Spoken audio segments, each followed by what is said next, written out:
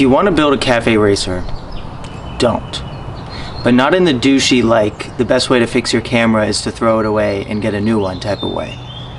I mean it like, start with an idea of what you want, and then change it about 300 times, and end up with something very different. I was watching a video, a Fortnite video. If you don't know that channel, definitely go watch it. It was titled "The Problem with the Cafe Racer Craze," or something like that. And I'll try and just talk over this plane. He starts out his video pointing out all the things that are wrong with the cafe racer craze, and I'm sitting there listening to it like, damn, he's really got me. Like, yep, that's me. But then as he goes on, he points out what you should do instead. And then I thought to myself, oh, okay, well, I guess I did do that, and I did value this, and I made sure of that. And I realized that that is a perfect starting point for the video that I wanted to make about building this motorcycle. I did change my mind about 300 times, and I started with all these ideas of the classic cafe racer and what I wanted it to look like. And then, just about every step of the way, I would pick something and go, well, that's not good enough. I want that to be more reliable. Or, well, that's not gonna, that's gonna be uncomfortable. I'm gonna make sure I do this. I even changed, I had the classic clip-on handlebars, but I changed that because I was like, I'm just not gonna enjoy this. I had to run a new, longer brake line.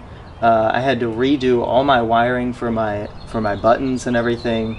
I even did new mounts for my gauges up there. But in the end, I knew I was going to be happier with it, and I am. And that's how I built the bike. I think it's important to point out that I'm making this video in a bit of a mood because I realized that a seal that I replaced twice already is leaking again. But I think that's an important reality of an old bike like this.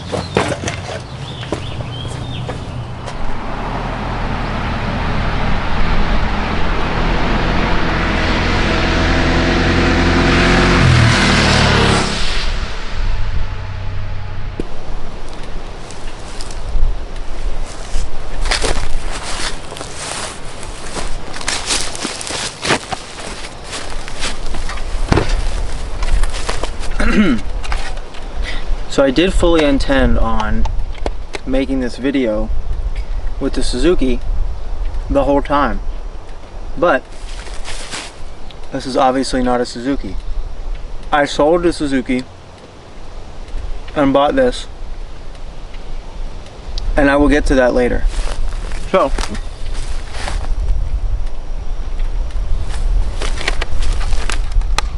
what the fuck is going on? Well, what's going on is I wanted to make a video about the whole entire build process of the Suzuki. It was like 2 years and 2 months probably, and I learned a lot. The reason I sold it is because I was tired of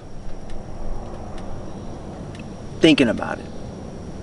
I did everything I could to make sure it was in the best condition it could be in, and it worked fine. It never like skipped a beat on me, but it was just little things that made me realize I was still looking at it as a perfectionist, and you just can't enjoy something old like that with that lens on.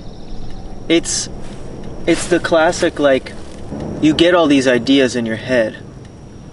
I'm saying I get all these ideas in my head. I'm sure this happens to other people.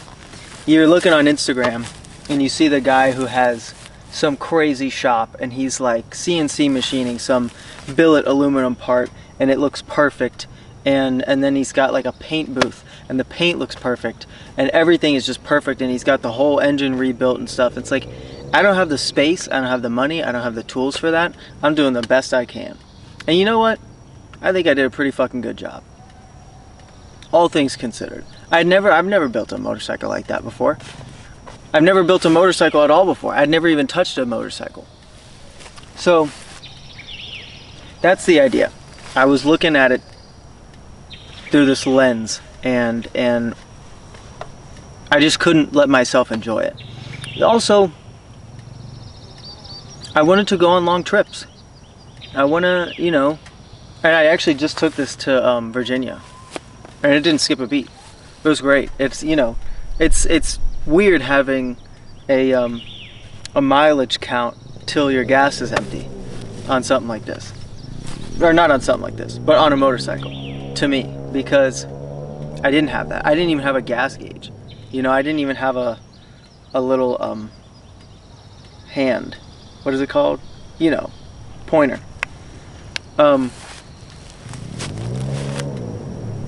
What else? Let me see. I wrote down a lot. So what I built was a 1982 Suzuki GS650 GL. The Suzuki made the GS lineup, I think in the 70s or something, and it was like their sports bike.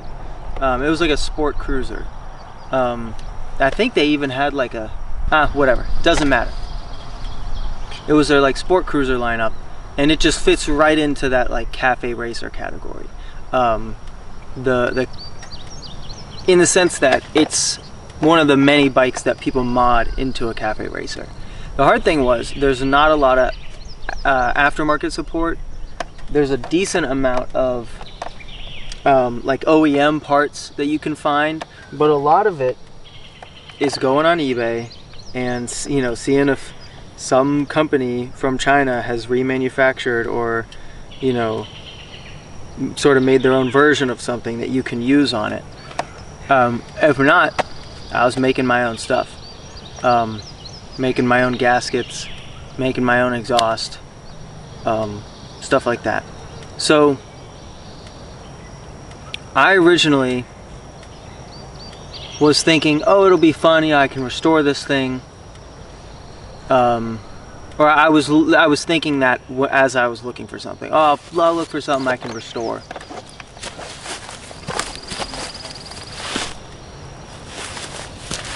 I'm gonna like defend myself out here. I'll look for something I can restore, and, you know, I'll just make it nice and it'll be cool. So I found, but I was also, you know, I was thinking about the cafe racers. I was 20 at the time, and I'm thinking, oh, I'll do a cafe racer, this is awesome, as every 20-year-old thinks. And so I found this motorcycle. The only thing missing were the carbs, but the guy had an aftermarket set that are like super expensive, advertised as plug and play, which, being as naive as I was, I didn't realize that that doesn't make sense, and that's not a thing. It's damn close, you know, if you do it right. Yeah, you can get something. It's like an off-the-shelf tune for a car, right? It's not going to be perfect, but it's going to be pretty damn close. And it, you know, and I'm sure your car, your motorcycle, it could run on it for a while. But he had these carbs. He was selling them with the bike. And so I was thinking, okay, you know, that's it then. I can just put them back on. And then I got it home, and I was like, you know what? I'm going to tear the whole thing apart. I just want to rebuild it piece by piece. I didn't have any sort of like time crunch, you know. I was like, this is my education. This was that's what I was doing instead of college. That was like my senior project. So I tore it all apart, and I started to rebuild it, and I changed my mind 1,000 times about what I wanted to do with it. And that was taking a toll on me, but going through that process and having to rationalize all these decisions and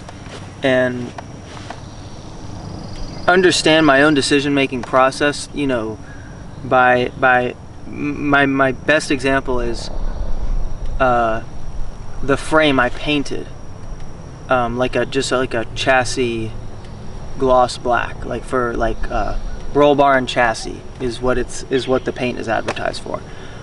And I hated it. It sucked. There was like, whatever, it sucked. I hated it. So I ended up with multiple iterations of, I guess you could say, of the bike, but more specifically of like the electrical system or the gas tank or the front end, you know? Front end meaning like the suspension, the brakes, all that stuff, the gauges, the whole front end. Because I thought, you know, maybe I could do this, maybe I could do this, and then I would change my mind. And sometimes changing my mind was going, this isn't good enough. This is my own standard is here, and I just did it here. I need to pull it up. Some of it was me thinking, oh, I want to be able to resell this someday. Nobody would buy it if I did this. And I'll get into that later, maybe. And some of it was, this just didn't fucking work. Whatever I did just didn't work. And so I had to change it. But that's just how those things go. At the time, again, it was taking a toll on me. It was taking a toll on my brain. And I was thinking like I was going through all these setbacks. But what I ended up doing was, like for the electrical system, I rewired the whole bike. And then I used a cookie tray, or like a baking tray, kind of like for like a loaf of bread. It was kind of deep. I don't know what it's really for, but I was like, this is good enough. I can rivet it, you know, and use it, whatever.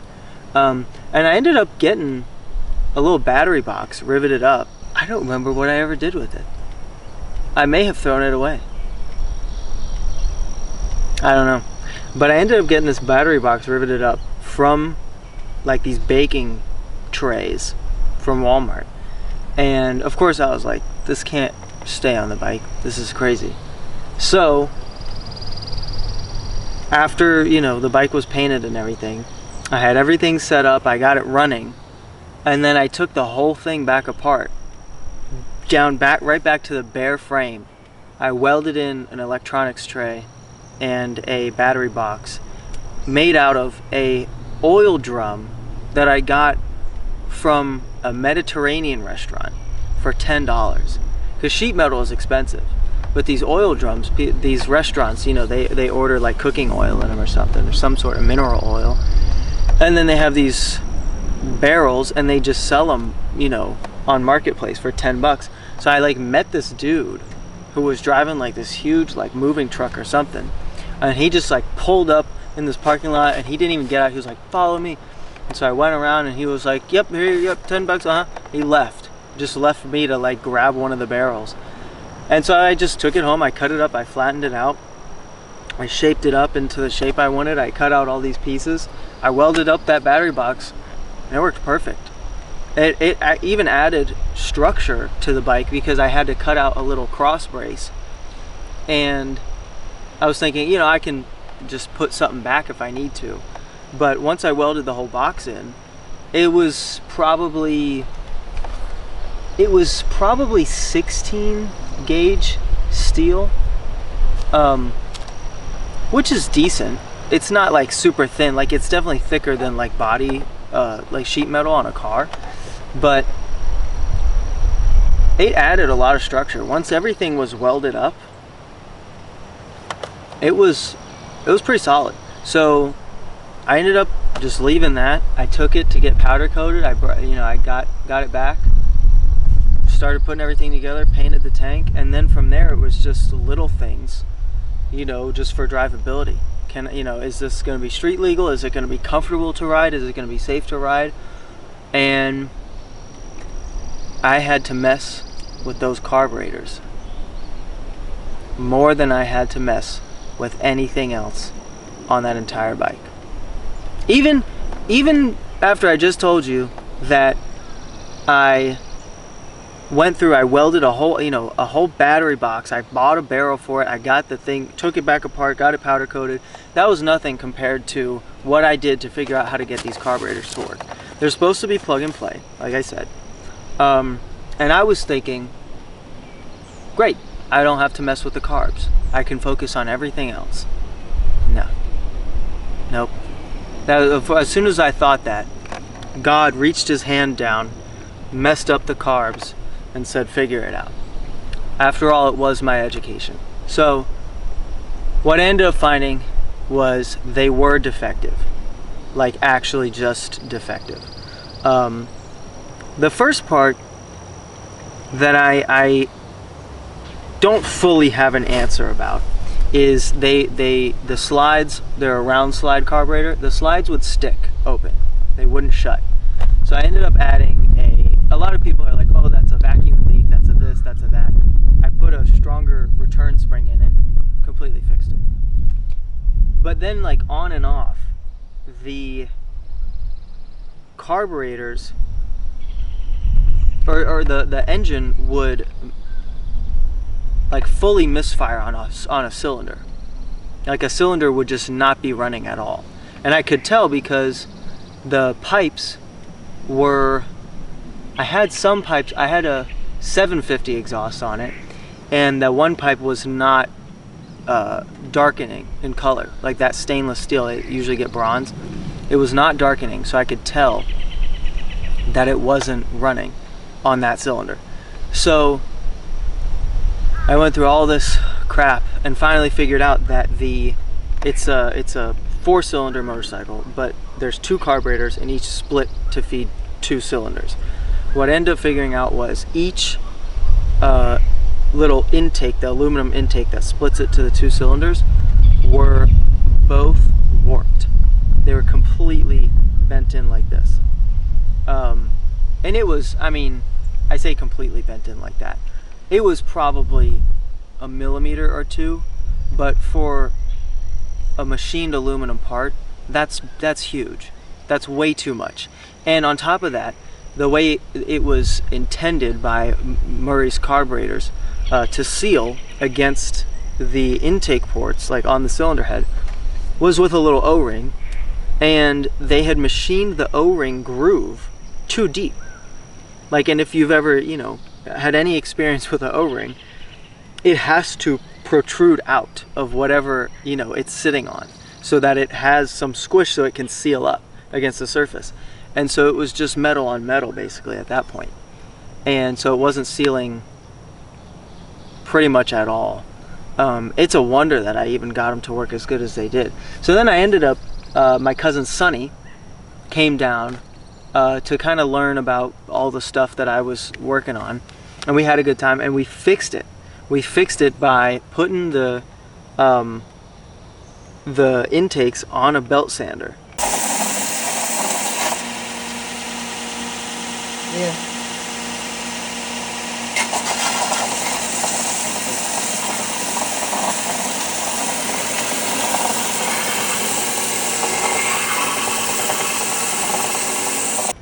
And just running them super slow, flattening them out. Finally, I had a little straight edge. I checked. It was totally fine all the way across. And I checked, you know, as many angles as I could. We traced out these little gaskets on like it was a sort of like a cork type, just nitrile rubber. And so we traced out these gaskets, put them on, and it was totally, well, actually no, it wasn't totally fixed. Something was, I could tell that one of the carbs was still being weird, and at that point I had enough experience to know that it was not getting enough fuel to idle. So we took the bowl out, or took the bowl off, took the idle jet out, cleaned the crap out of it. You know, you put it up to the sun, you can see a little pinhole through it, threw it back in. It was totally fine after that. Totally fixed it.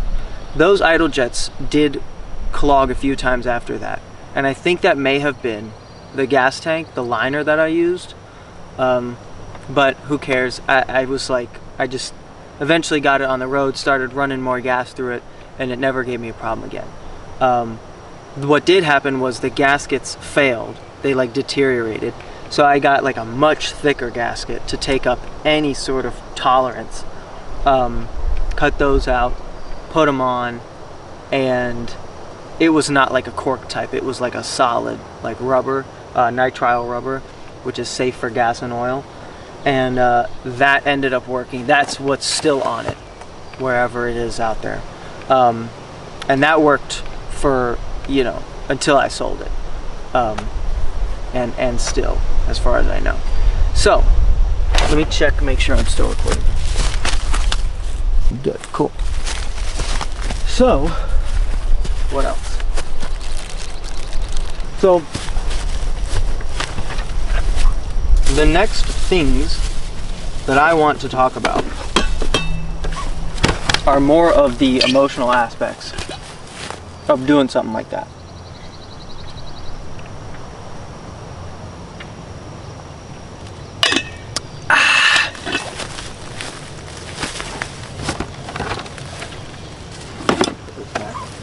I got strawberries and blueberries from this little it's called Jean's Neighborhood Market, and it's down there somewhere. I talked about going through iterations of things, and sometimes it's because I just failed. Sometimes it was, you know, my own standard. But the title of this video I want to be how to build a motorcycle, or like how to build a cafe racer. And this is that part where I tell you how. First, like I said, change your mind 10,000 times. I said 1,000, but change your mind 10,000 times, right? That's what they say about becoming a master at something. It takes 10,000 hours or whatever. Change your mind 10,000 times, and then mess up. Fuck shit up. If you're thinking, oh, I don't know if this is gonna work. Okay, you're never gonna know unless you do it, right? For me, a big part of it was money. And I was thinking, you know, I don't want to dump a bunch of money into this thing. No, I'm not dumping a bunch of money into this thing. I'm dumping a bunch of money into my education. I was dumping a bunch of money into, I was investing in myself. Simply put, I knew I needed all this experience. Or I wanted it, you know. I needed it in order to be able to do the things that I want to do.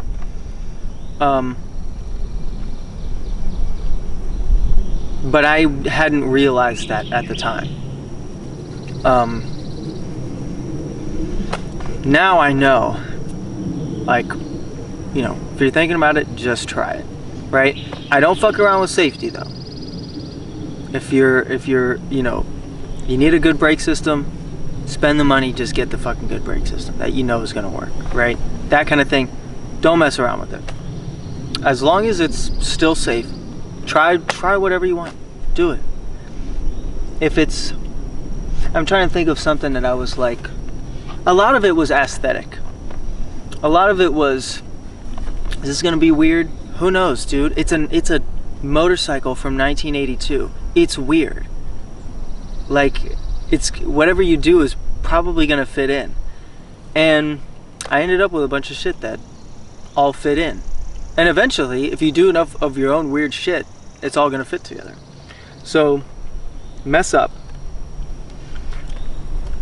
Another important aspect of that is just make it what you want.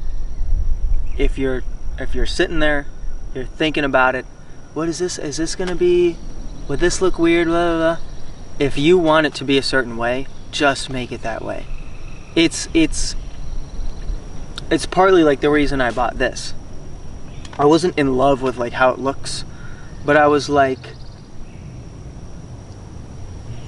it's what I want. It's what I want, and that's gonna get me out riding more, and that's the most important part. It's gonna allow me to enjoy it. I have enjoyed this. I can't say like far more than any vehicle that I've driven, because the Subaru that I have, that's like my, you know, that was like I lost my car enthusiast virginity to that car, and I love that car. But this will forever be up on the list. This is a really fun motorcycle. Like I said, I went all the way to Virginia on it. Yeah, make it what you want. I ended up with foot pegs that were made out of I think I said this in a little clip that I recorded. I ended up with foot pegs that were made out of my grandfather's father, or my grandfather's grandfather. I gotta ask him again. I still can't remember. But these wrenches. And I was like, this is gonna be weird. And then I was like, fuck it, dude. It's so cool. And everybody loved that detail when I showed people that it was, you know, some sort of family memorabilia that I put on there and put to use again. That, you know, these things hadn't had a purpose in years and years. And finally I gave them one again. Of course people think that's cool. So make it what you want.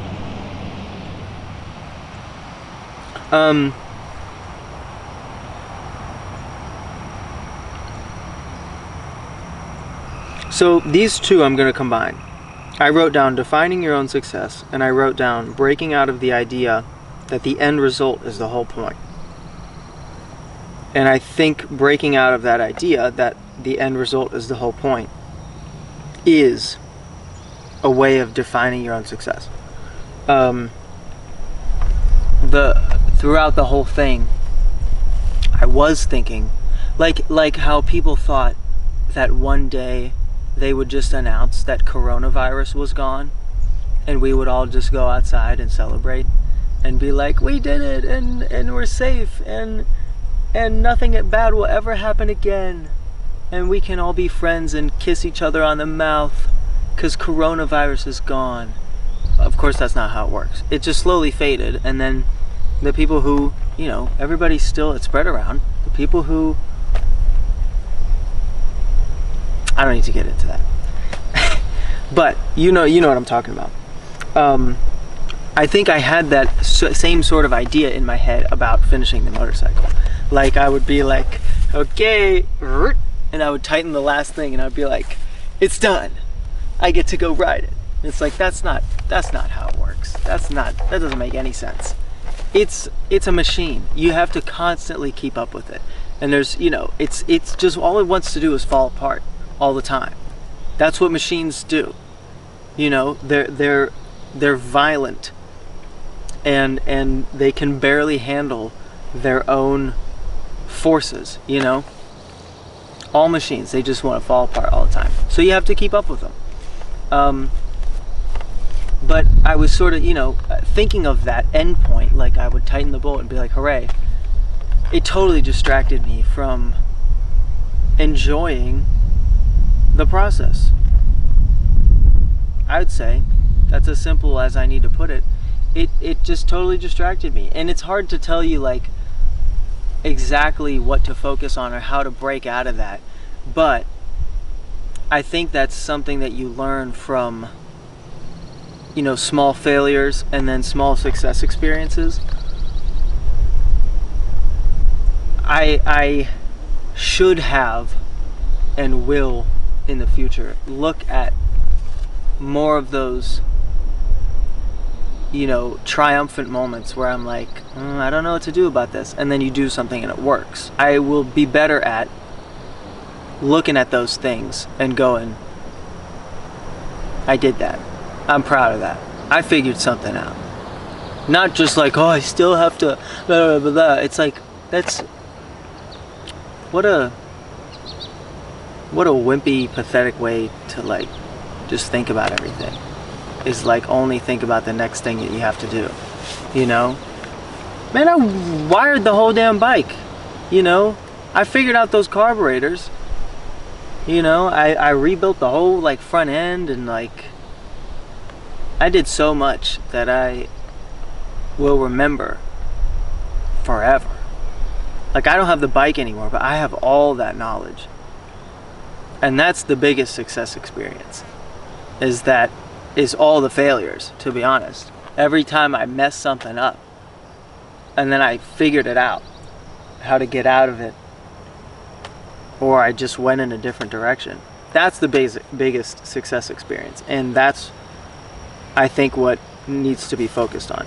I did definitely feel some pressure to perform and like and really, you know, have this pristine bike from school.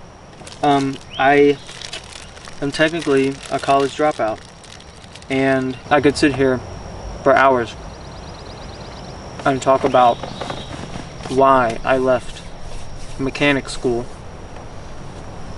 but I am incredibly fortunate to have family that supports the things that I want to do. So my grandfather bought me a car, the Subaru that I have, because he was like, you're gonna need something to work on if you want to learn all this stuff. He just knew whatever I wanted to do, that was going to be a good investment for me. He was absolutely right.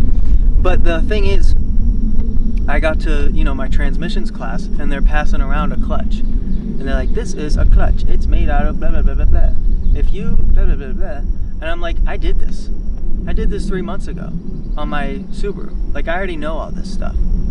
Like, we're not, and then we didn't get to go in the shop and blah, blah, blah. So I hated it. We did not get to do enough hands-on stuff. I felt like, you know, not graduating or something, you know, getting the little piece of paper that says you did it. I felt some sort of pressure to succeed in this experience, in this choice that I made of building this motorcycle. So I could say, look, it was all worth it. There's no amount of people, no amount of times you can be told, and no person who can tell you you made the right choice, you're going in the right direction, you're succeeding, and you believe it any more than you would believe yourself. That type of thing has to come from yourself. And one of the other things I wrote down was make it what you want.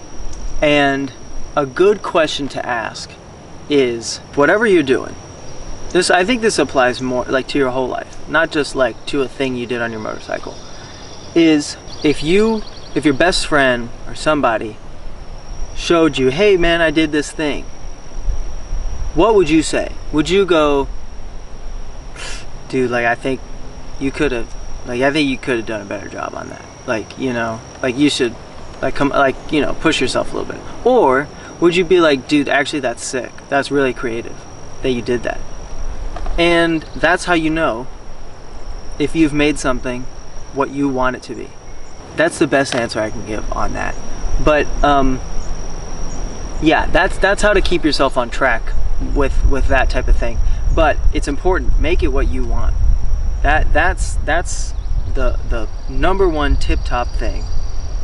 You have to be thinking in terms of you being true to yourself and nobody else. It doesn't matter what anybody else thinks. If you're happy with it, that is the only thing that matters. As long as you're not hurting anybody, that's it. Then you got to figure it out. Indulge in the fun stuff. I've got a cool leather jacket. I got blue jeans. I got nice boots. These are all like actually like safety rated gear. I got some like leather gauntlet gloves that are pretty cool. Indulge in that stuff. It's gonna keep you safe and it's fun. I was of course stylizing the Suzuki a lot. That's what I was thinking about a lot, is the style of it. And part of that style is whatever I got protecting my skin and my bones. So have fun with that stuff. It's gonna make you enjoy the whole process more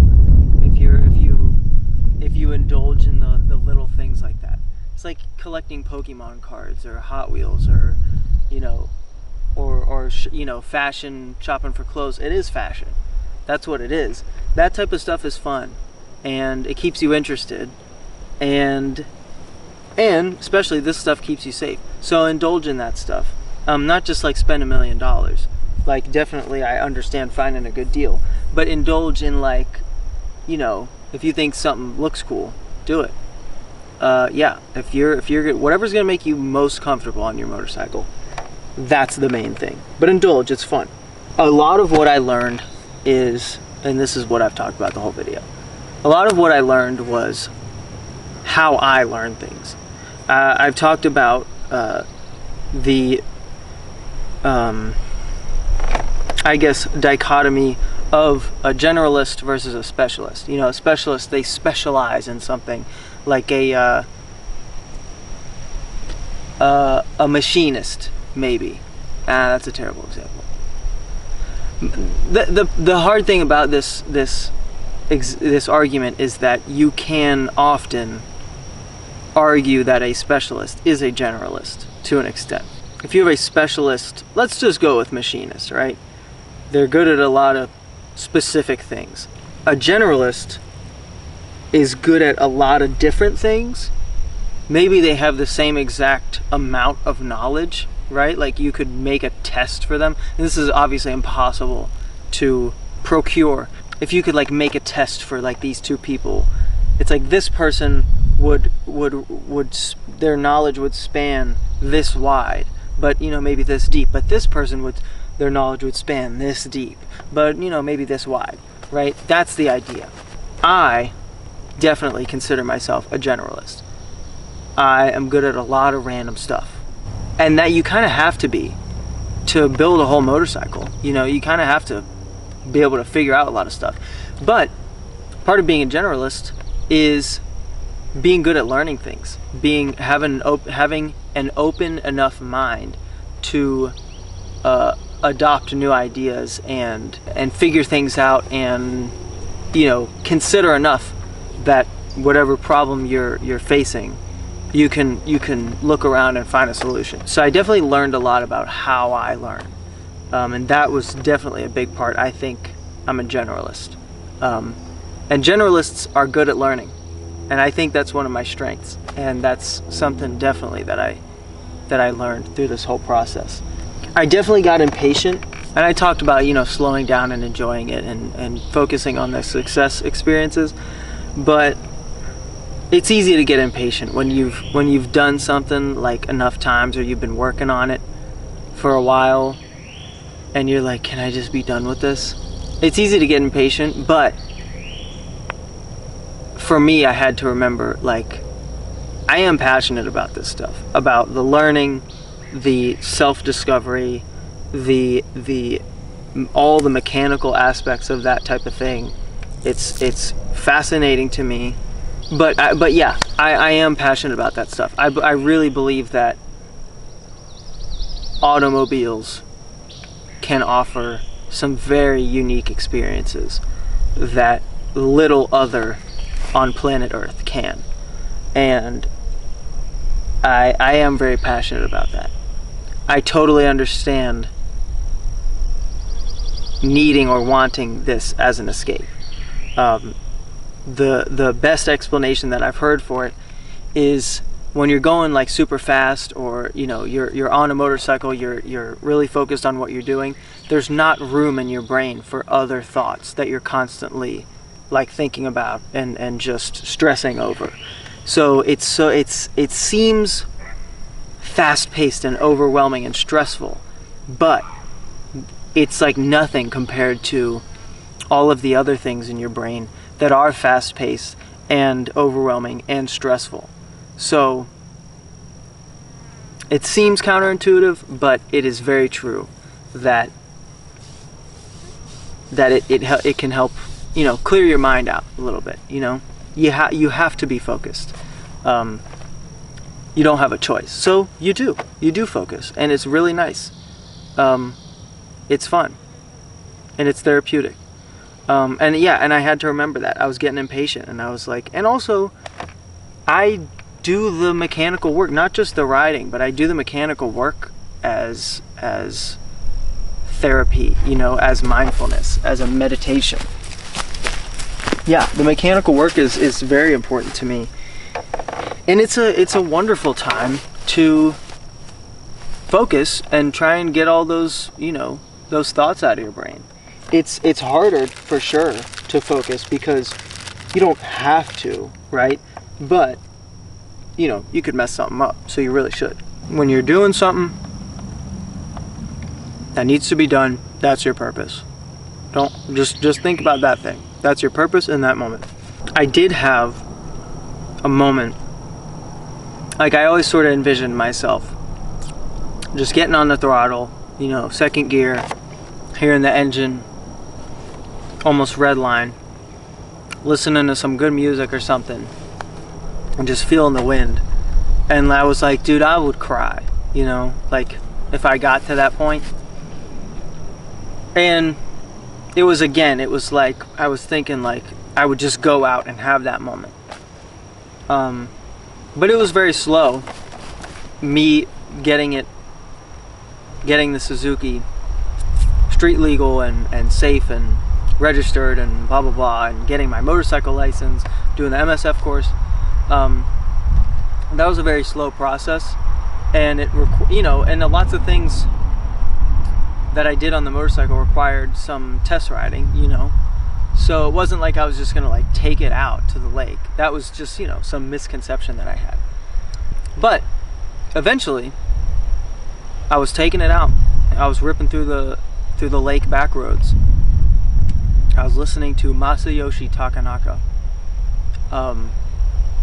He's a Japanese man, and he makes really good music. It's like kind of jazz, pop, rock, all sorts of shit combined. It's really high energy, really good music. Go look it up if you don't know it.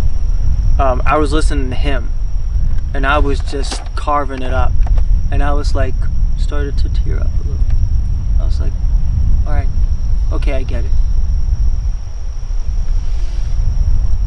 So I do feel like some sort of completion. I feel some sort of completion. And then I sold the damn thing like I had originally thought about doing, and I feel like I got a good deal for it. And then I turned around, I bought this for less than I sold the Suzuki for, and then instantly all that money disappeared with registration fees. But my point stands. It was really fun. I still think about it sometimes, but this is definitely my next chapter. Change your mind. I changed my mind about what I wanted. You know, I thought I wanted the Suzuki, and then I was like, I want this. And I think I was right.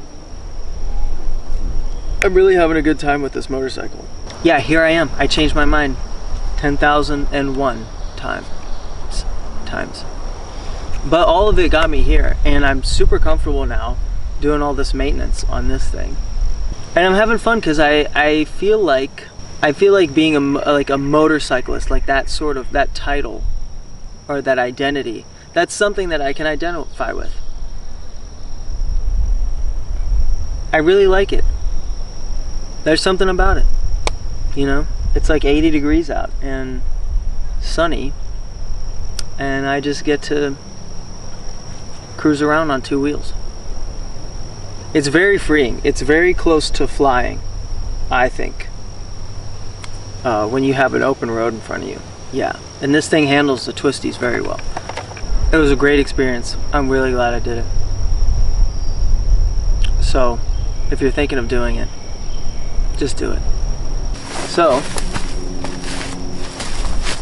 here you go. I'll see you later.